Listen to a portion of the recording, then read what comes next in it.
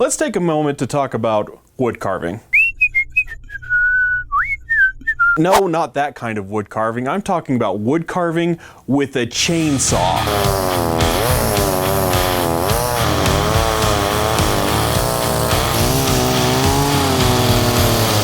I'm Mike Price for EastIdahoNews.com, and this is Mike's Makers.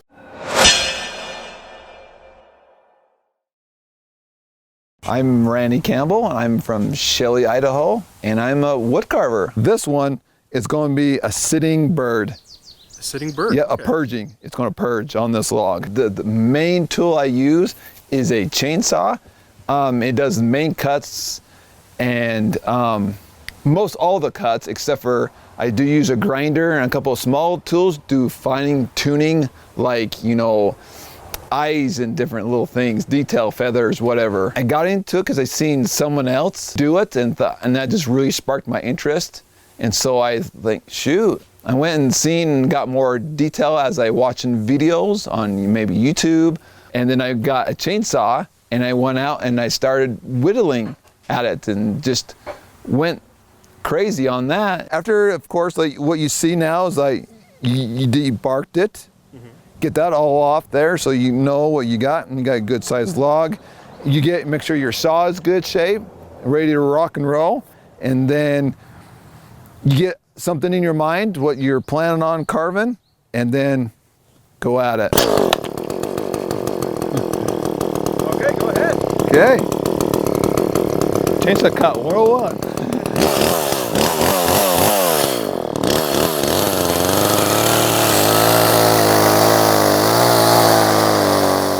About a year and a half ago, I went camping, and then everybody was sitting around the campfire whittling out of sticks and stuff. I'm like, hey, you know what? I remember how to do a carve, and I got my chainsaw. I brought my chainsaw, and I went out and found a big log and dragged it with the truck. You know, this thing is huge, and it took 3 of us guys to lift it up, right? And so I started whittling a little bear out of that. This bear was 7 foot. Well, I started it at camping, and then I had brought it home on my trailer, and then I stuck it in front of my house on the sidewalk, and I just started whittling at it, and I mean, it took me a little bit, and I finished it, and it's amazing how people just would watch me, walkers or joggers or people, and just look at this thing, and it's like, wow, you know? Right here, well, this log was about this tall, as you can see right here. Okay. There's a log, and so I had to get a stool or some type of scaffolding, and then I had cut, and I just get a picture in my mind or draw on it where I want the main cuts, and then I just come up here and I just start cutting your basic outline out, and then you just go work your way around until you get the main shape of it, and then do your fine detail, and voila, it just something that's round and ugly into something nice and beautiful. So do you find as you're carving it, you find different ways to make it unique, or you try and stick to, if you've done eagles before, you try to stick to it the same way as you've done it before? I think every carvers that I've seen carve always has like kind of a normal cut, basically rough cut, where it's down here and down here or down here if it's a bird, or let's say a bear, it's always these like a bunch of triangles. Usually the basic rough cuts are usually kind of the same. Every carver is different, like everybody's different and have their ways.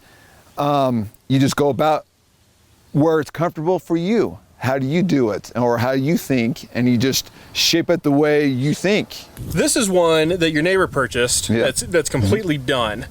Tell me about this bird. This one I did. This is actually my first carving with the wings up. Okay. Eagle with the wings completely standing up. Because I've done ones that they're purging, but this one is actually my first one, and it turned out, to me, it turned out great for the first one. And I had it for sale on the side of the road here. My neighbor loved it, and so he got it, and it was easy to bring over. Great.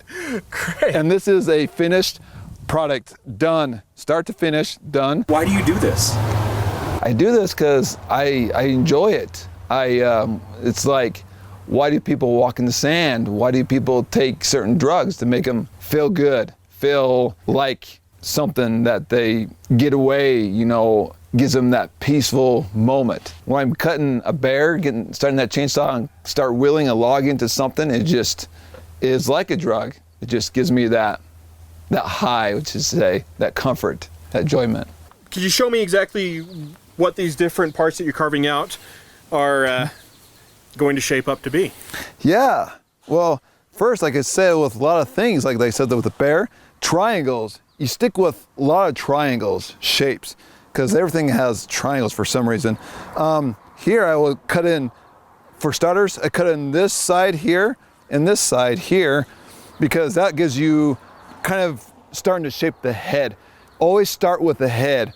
I learned that from a guy on YouTube. He says, always start with the head and go down. That gives you an idea what the head's going to look like and what the body is going to do. And the head is the best place to start. So I'm kind of shaping the head here, kind of starting to do a triangle here where I cut this side and cut this angle.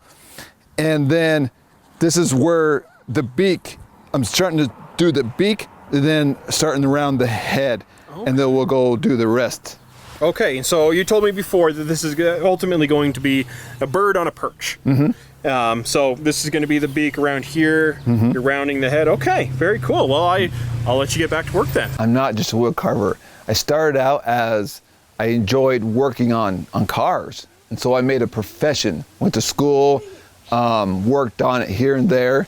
So my main profession is an auto diesel mechanic. I did auto first and worked at dealerships, independent shops. And then when around 08, 09 era, it got slow, and so times were rough. So I went to the oil fields, got a job in the oil field. So I went up there and I really started working on more diesels.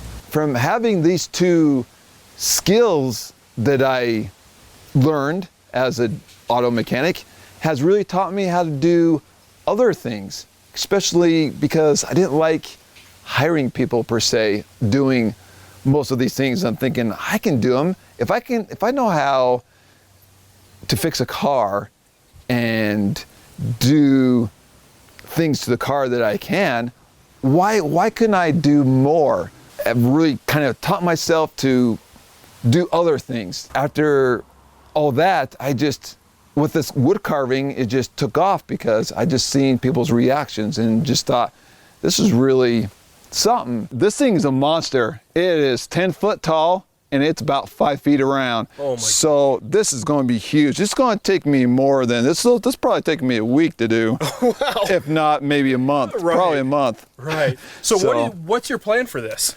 My plan is, as now, you know how things change, but as of right now, it's going to be a big giant eagle on top, which this part might be kind of a cave where a bear is going to be looking out. I always tell my family members, they think I'm crazy sometimes, but they see me doing all these different things and they're like, oh, it's too much, or not everybody can do that because they keep telling me I'm so talented.